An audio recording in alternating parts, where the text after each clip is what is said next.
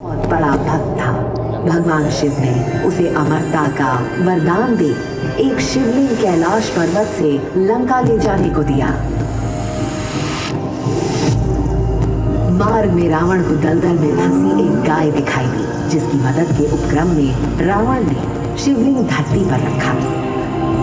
परंतु ये देवताओं द्वारा रावण को रोकने के लिए किया गया एक छल था।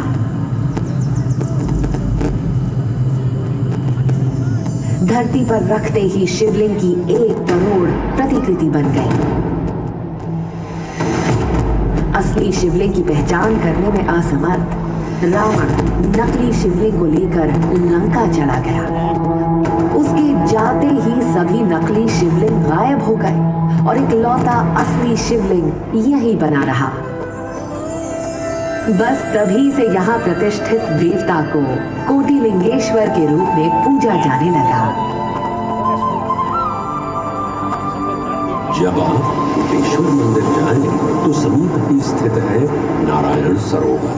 भगवत पुराण के अनुसार भारत में सबसे पवित्र 5 सरोवर हैं। मान सरोवर, बिंदु सरोवर, पंपा सरोवर, पुष्कर सरोवर और नारायण सरोवर। हिंदू पौराणिक कथाओं के अनुसार भगवान विष्णु ने अपने दाहिने पैर के अंगूठे से जिस जगह भूमि को कुरेदा, वहीं नारायण सरोवर का निर्माण हुआ। कहते हैं नारायण सरोवर की यात्रा किए बिना आपकी यात्रा अधूरी ही रहती है। एक तरफ आध्यात्मिकता की शांत और अलौकिक आबो हवा और दूसरी तरफ मेरी ये भूमि अपने शासकों की वीरता, बहादुरी और दयालुता की लोक कथाओं में डूबी हुई है। वीरता की एक बेजोड़ मिसाल झलकती है झारा की लड़ाई में।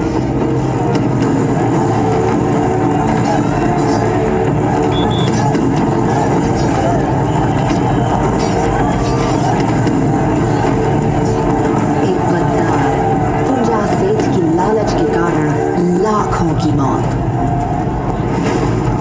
जब पुंजा को जाडेजा राजा महाराजा राव गोजी ने दीवान नहीं बनाया, तो पुंजा ने सिंध के शासक गुलाम शाह के साथ एक साजिश रची। कच्छ साम्राज्य की सेना गुलाम शाह से 4 गुना कम थी, लेकिन कच्छी सैनिकों की जांबाजी थी बेमिसाल। मातृभूमि के लिए धधकती ज्वाला का देखा सबने जला।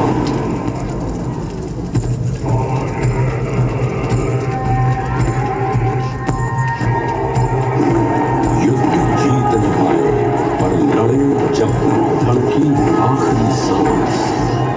गाथा गीत बताते हैं कि इस खूनी लड़ाई में लाखों सैनिकों की जान चली गई। आज भी इस युद्ध को कच्छ जो कुरुक्षेत्र झारो कहा जाता है। 1971 के भारत पाकिस्तान युद्ध के समय भारत के पश्चिम भाग में एकमात्र एयरपोर्ट भुज में ही था। पाकिस्तान ने बमबारी कर इस एयरस्ट्रिप को पूरी तरह से तबाह कर दिया।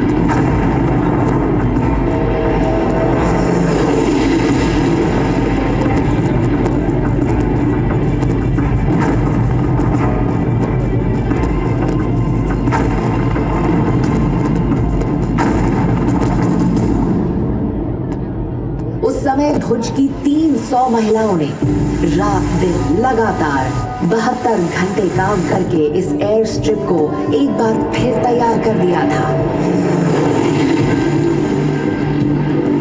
कच्छ के निवासियों के लिए कुछ भी असंभव नहीं है।